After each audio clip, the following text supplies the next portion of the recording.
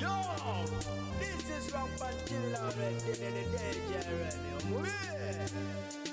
Buterevu kufifijia kwali hatenga ngamba nti okola chama nyonyi ddala omulungi omwagala gwajekomideko muda kikeno mbanirizaako hatenga mbeba zaako gye mutusizaako engalo olunaku olwaleero amawulire gaffe tugenda kubanga ate tugatandikira mu ba birthday girls and birthday boys abagenze maaso kubanga ate baguza amazaalibwa gaabwe okuviira ddala ku lunaku olw'eggulo era nga ntandise n'omukulu amanyiddwa nga Douglas Rwanga owa NBS After 5 olunaku olw'eggulo yawezezza emyaka gye emijja gye saategedde so nga ate mwana muwala amanyiddwa nga Mama Sam fena gwe tumanyi obulungi ennyo naye yagenze bw'atyo maaso kubanga ate aweze egy'obukulu 42 yes gabadde mazaalibwa golunaku olw'eggulo ate nga n'omukulu amanyiddwa nga Ahmed Luwowa ffe batiimu akali amaggwa k'ebisebuka byonna muba mumutegeera ddala bulungi naye bw'atyo yagenze maaso kubanga ate aweza egy'obukulu 4 yes okuddako ku mukyala amanyiddwa nga Diana Nabatanziye amazaalibwa ge gabadde ga lunaku lwaleero era nga bangi bagenze maaso kubanga ate bamuyozaayoza wanga bamujagwanyizaako kuba nti munange atuse ku myaka emijja bangi balabiddwako nga bamukulisa omwaka ogwo babadde ku mwaka gwakumeka weewaawo ndabye abamu bagamba nti awezezza egy'obukulu 27 so nga ate abandi bagenze mu maaso okumukalakata nga bagamba nti atayinza kubanga alina 27 alinga mwana eyo okusinziira ku bigambo by'abantu ku social media ono ye mukyala agenze mu maaso okubanga ate afesinga ebizibu ebiwerako ddala mu mwezi nga mulamba oguyisaawo emabega okuviira ddala ku story y'omukulu amanyiddwa nga Lwasa okutuukira ddala ku story y'abawunya Diana Nabatanzi afesinze ekikambwe naye nga katumwagalize amazaalibwa amalungi okuddako ku bestiwe amanyiddwa nga Florence Nampija yes ono nno naye agali mu nkubo gagamba nti amuswampata bandi banga ate munange bagenze maaso okubanga ate naye bamutegeera era nga si mulala kigambibwa nti ye mukulu amanyiddwa nga Freeman Kiyimba gwolengeraawo omugagga oyo mukukutivu era nga kigambibwa nti mwana muwala ono bagenze maaso okubanga bamulinnya kagere okutuusa ye batyo bakizudde nti omukulu ono yagenze maaso okubanga ate amugulira amaka amapya tukutuku mu bitundu ebyewa mu bitundu ebyekiwaate eyo era nga amaka majja mwana muwala gyagenda okubanga ate atandika okukasiba kigambibwa nti ono abadde awangalireyo ku kasozi kabagagga emunyonyo naye nga oluvannyuma lw'omukulu okubanga amugondomolako amaka yes agenda kubanga ate atandika okukasiba eyo bangi muzze mubuuzanga ate Florence Nampija anti mwagala nnyo we muwulira ku Diana mwagala ate mumanye ebifa ku mukwano gwe so nno agagenda mu maaso mu nkuba okubanga gatambula bwe gati bwe gayimiridde kigambibwa nti omukulu amanyiddwa nga Freeman Kiyimba bw'ati bw'akikoze yagenze maaso kubanga ate amugulira amaka amajja ndowooza olaba akalya amaggwa eri Paulo yagula amaka amajja eno mu real life omukulu Kiyimba agenze maaso kubanga ate naye akola ki naye agula so nno katwongera okubanga ate tulindirira tulabe ebinaava eside eyo naye ng'embeera bw'etyo bweyimiridde ku side ya mwana muwala Florence Nampija okuddako ku mwana muwala amanyiddwa nga Lilian Mbabazi ffenna gwe tumanyi obulungi nti ono ye nnamwandu w'omugenzi amanyiddwa nga Radio eyafa mu mwaka gwa 2018 omwezi gwalinga gwakubiri awo ennaku z'omwezi nga 2 awo bityo mwana muwala ono ebbanga libadde liwereredde bukyanga omugenzi ava ku maaso nga munange taddangamu kulabibwako na muntu mulala yenna mu bulamu bwe era nga mikwano gy'abasinga obungi embeera eyo yali yabeeraliikiriza dda ng'era bw'omanyi ndowooza abadde nga bamukubiriza naye ng'awulira alina ekituli mu mutima kakati kigambibwa nti kyaddaaki mikwano gye basanyufu olw'ensonga nti bagenze okukizuula ng'omukyalo ono alina omuntu gwapepeya naye era nga looya mukukuutirivu nnyo lwakubanga tawangalira nnyo mu ggwanga lyattu Uganda ebiseera bye bisinga abimala mu ggwanga ery'e Rwanda naye nga kigambibwa nti mwana muwala ono musanyufu bya nsuso era nga babalabyeko enfunda eziwera nga bapepeyezaako eyo mu bitundu ebyebugoloobi ekiraga nti yandibanga asazeewo munange obulamu bwe atandika okubanga ate abongerayo mu maaso awo so nno ago gaba mawulire malungi okuva eside eyo ne bagamba obulamu bulina okutambula omusayi gulina okutambulira ku nsonga ey'okubanga ate mweswampata okudda ku side ya mwana muwala amanyiddwa nga Sharon Offena gwe tumanyi obulungi nti ono yaliko mu ba obsessions yes mwana muwala ono naye ebintu bigenda bimutambulira bulungi nnyo nnyini ddala wadde nga yava mu nsiika y'omuziki tetukyamulaba nnyo wabula nga tetwasembayo okumulabako mu Big Brother we byakyakirako wadde nga teyawangula naye nga yakyaka wenjogeera bw'ati yagenze maaso kubanga ate yeegondomolako amaka ago g'olaba era nga kigambibwa nti gano yagataddemu ensimbi eziwera ddala miliyoni 65 era nga yagaguze eyo mu bitundu by'ennaalya eyo abawangalirayo be bategerayo obulungi ennyo biba bitundu by'abagagga kigambibwa nti mwana muwala ono kino kyaddiridde oluvannyuma lw'okubanga ate alandinga obanga agwa mu bintu oluvannyuma lwa PMP channel empya eyagguliddwawo ku DSTV ate okubanga ate emufuula face waayo okitegeera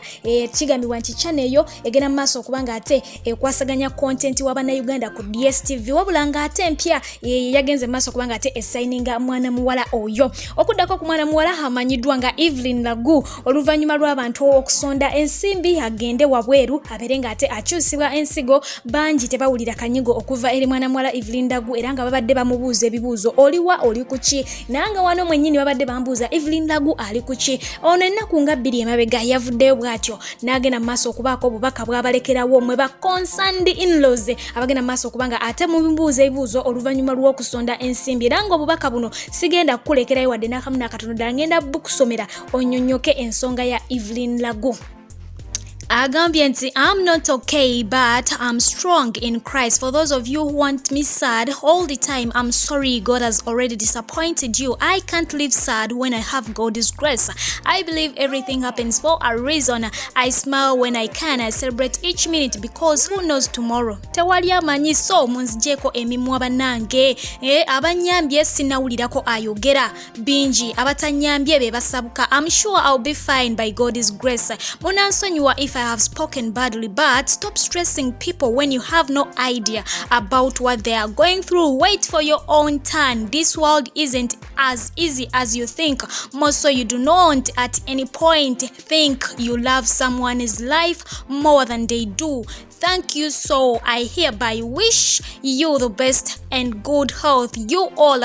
be blessed. Always believe in God's mercy. Bino nno byonna byagenze okubaawo nga message zimuyitiriddeko nnyingi mu buboxi abantu bamubuuza twasonda ssente tetulaba bw'ogenda kujjanjabibwa baatugamba oli bubi nga teweenyenya munnange bw'obubaka bwagenze mu maaso okubanga ate abawa yakkiriza nti ekisa kya Mukama kiri wamu naye mwagala mulabe ng'ali bubi naye ate Mukama Katonda agenze mu maaso okubanga ate akola ki amuyimusa ekisinga omuluma nti mwabatasonze wadde 10 mwabasinga okubanga mumulingiriza oba agenze okumulongosa oba tannaba ate nga abaamuwa bo tebalina wadde n'ekimu kye banyiga n'ababuuza nti kummwe ku nsi kuno waliwo omuntu asinga nannyini bulamu okubwagala okusinga ye okitegeera so mulekerawo okuba nti mwefuula nti mwagala nnyo obulamu bwe okusinga ye nannyini bwo okitegeera kati mwe mwenna bagenda maaso okubanga mubuuza Evelyn Lagu how she's doing yeyo answer gyagenze mu maaso okubanga ate abawa bwatyo n'abasaba nti nammwe mulinda akaseera kammwe kakola ki kajja anytime mujja kubanga ate mukirozaako kubanga nti eno ensi yeetooloola leero kiri wuwe enkya kiri wa mulala abakyala n'abaami aba Jocam Logistics and Tours International bakikukoledde anti bano bakutuusako emigugu gyo okuva mu ggwanga erya Turkey okutuukira ddala wano mu ggwanga erya Uganda oli musuubuzi odiringira mu ngoye z'abakyala z'abaami oba z'abaana omuli ensawo engatto abaya ne sharia suuti saati t-shirts wamu n'enkofiira babikutuusako ku bbeeyi ensaamusaamu ate mu budde bakubire ku nnamba z'essimu +9053 574 oba +256 708 basange ku offices zaabwe ezisangibwa wali mu kibuga Kampala ku New Taxi Park Building room number 689 Namirembe Road beba Jocam Logistics and Tours International okukuwonya abafere bakoneko bukonya okunamba eziri waggulu awo mu nsonda togenda kubanga ate wejjusa okuddako kusaidia mwana muwala amanyiddwa nga Susan Makula Nantaba yesi mukyala wa Bujingo omubwati bwatyo naye yavuddeyo n'abeera nga ate ayisaawo ensonga ze ku show ye gyagenda mu maaso okubanga ate ahostinga wali eri ne banne abalala ku TV emanyiddwa nga Salt TV show eyo emanyiddwa nga show ye bagiyita batya ye show y'omukyalo ye bagiyita The Junction yes abeerawo ne bakyala banne yagenze maaso okubategeeza nti ye afaanana omukyala maama Nnaabagereka owa Buganda Silivia Namutebi Najjinda era nga akakasa bulungi nnyo nti kuva dda ng'akyali muto maama we yamukuza amugamba nti munnange ofaanana Nnaabagereka wa Buganda omufaananira ddala era nga we yasinzidde n'agamba nti yes mu bulamu bwe ayagala nnyo okusisinkana abantu ab'enjawulo era nga ekisinga okumusanyusa nti n'omukyala ono kwali ate ng'omukyala ono bambi amufwaŋŋana bafwaŋŋana bwatyo n'agamba nti kubalala bayagala okubanga sinkana kuliko omukyala amanyiddwa nga alitwala Rebecca Kadaga speaker aliko essaawa eno era ng'okwo ayongerako n'omukyala amanyiddwa nga ani omukyala Princess Wetoroya amanyiddwa nga Bagaya era nga naye agamba ayagala omusinkana n'omukyala First Lady ndowooza mumutegedde okuddako ku side ya mwana mulenzi amanyiddwa nga Misa Kisemakula naye bwatyo yavuddeyo n'avaamu eddoboozi ng'agamba nti ffe kuva ddanze ne Mayinja abantu bagamba nti tulina akawuka ka siriimu Mayinja bamujajinga lwakuba nti mutono ate muddugavu naye nga kuva dda Mayinja ye bwatyo bwali sente azifunye naye Mayinja tagejjangako kuva dda Mayinja musajja mutono ate nga nze ekindeetera okubanga bagamba nti nina obulwadde oba ntambuza obulwadde bwa siriimu olw'ensonga nti nina ensonga zange ez'obulwadde buno obw'ekigere kati awo abantu we basinziira ne batambuza ebigambo bino nabiri naye n'abategeeza nti ekyo si kikulu kubanga era omulwadde wa siriimu asobola okuwangala emyaka bufukunya n'okusinga bano be mugamba nti si balwadde of which is right tukirabye nti wana abantu bulijjo bafa accident bafa ebirwadde ebirala ne bafa kati abafa corona tebalwalira na bbanga ddene nga bagenze mu maaso okubanga ate bakola ki bafa so no mbufunze mulekeraawo okubanga ate mulengeza abantu n'ebigambo byammwe bwe mugenda mu maaso okubanga ate mubatemaatemako social media eno erwaliza ddala era woba teweesibye bbiri ebigambo by'abantu biyinza okukwasa kamunguluze n'ogw'ekikutuko n'ofa nga tonnaba kubanga ate oddangulu naye nga nnyongera okubebaza mwe mwenna abagenze maaso okubanga ate mwekumira ku Fifije the news anchor nnyongera okutegeeza nti aba Jocam Logistics bagenda maaso okubanga ate bateekamu ensimbi ennamba eziri waggulu bakoneko obukonyi mukwano gwange omulungi ogenda kubanga ate wejjusa bajja kubanga ate bakutambuliza ddala bulungi ebintu byo okuva mu mawanga ag'enjawulo okugeza nga Turkey ne Dubai babeere nga ate babikutuusiza ebutaka ku Uganda yes okudda ku kapo eriko essaawa eno nga yegena maaso okubanga ate etrendinga mu kibuga kyattu yes mwana muwala amanyiddwa nga Shaira Gashumba n'omulungi we aliko essaawa eno Rickman mwana muwala ono yavuddeyo bw'atyo n'abako caption gyagenda maaso okukola kati yagambye owaaye bino tebikyaliko kukwekereza mutima gwakaluba n'abeera nga akita era ng'ensi yonna yagenze maaso okubanga ate ekitegeera olunaku olweggulo yavuddeyo n'abako ka caption kalekaawo n'agamba nti private but not a secret you only live once. Make sure you are happy. Whoever brings the most peace and happiness gets the most time. Okitegeera asinga okuleeta emirembe n'essanyu gw'osinga okuwa obudde obungi mu bufunze essaawa eno Rickman yaleeta ebyo era kati gwawa obudde obungi cause yabi caption nze nga ataddeko bifaananyi byabwe ba concerned in-laws twalabyeko n'omukulu amanyiddwa nga Apas nga ali omu mu bo wabula ngono ye talina kye yayogedde wabula yeewuunyizaawo bwewuunya nti ndowooza akantu akotegeera kyekategeeza so nga bo bangi bavuddeyo ne baleeta amafumu gaabwe nga bulijjo tubamanyi bulungi entambula yaabwe n'enkola yaabwe nga ngenda kuba ate nga nkutusaako awo katono ate oluvannyuma bwetyo tubeere nga tusibula olunaku olwaleero gwayagala ebyononese bibino omu yagambye nti you and Rema thank you for inspiring other slave queens that it's okay to date and finance your own relationship nti gwe ne Rema mwebale nnyo okusikiriza ba slave queens abalala nti omukyalo osobola okuba nga ate oddira ensimbi n'ozikola ki n'oziteeka mu mukwano gwo ekitegeeza Sheila ne Rema bateeka ensimbi mu mukwano gwabwe ba in-laws basabuka omulala yagambye nti but Sheila please I love you but please mind your life don't go on kissing every frog I saw your dad crying saying he raised you well but you changed please at least feel for your dad bwati bwe yamutegeezezza nti munange Sheila nkwagala nnyo munange naye at least faayo ku bulamu bwo togenda bwotyo ng'onywegera buli kikere ky'osanze okitegeera nagenze nendaba kitaawo wano ng'akaaba ng'agamba nti yakukuza bulungi naye kati wakyuka munanga at least wulira omulanga gwani gwa taatawo olwo ennaku ye yamuyitiriddeko omulala n'agamba by the time you choose to settle down my sister okitegeera ng'ataddewo bajaaji eyajenjebuka nti bwanalowooleza okugamba nti asetolinge nga yenna akunkumuse nga takyategeera ng'alinga bajaaji eyo gy'olengera wansi awo ebyo ne byonna bigambo byaba in-laws ku social media Yo mlala yamugambye nti but can't you at least take a year without a boyfriend in your life? Concentrate more on your career and finding yourself. I love you more. I feel you're too cute to waste it on boys. Yet there are men out there. I mean real men who will do whatever it takes not to see you hurt. Oba njira nsinikira muli ebinyo. Bwatyo yebwe yamutegeeza nti gwe tosobola kumalako mwaka nga tolina boyfriend. Gena maso concentrating ku career yo. Munange waliye yabasajja bangi abakwegomba abaagala okuba nga ate bakulaba nti oli musanyufu mu bulamu okusinga buno obulenzirenzi okitegeera oli mulungi nnyo okuba nga ate ojajaamibwa bw'otyo. Okuwabula banno kyangu naye ate gwe omuwabuzi okuteeka byewabudde banno mu nkola nakyo si kyangu munange. Omwaka ogumanyi owundi ye yamugambye nti you are a beautiful woman but with no padlock on your punani bwana. You can't tell me that you break up today and day after tomorrow you are deeply in love with someone else. That's a lie dear. Akadaasha ako kategeeza kanyaado ekiwojjolo kyategeeza akadaasha ako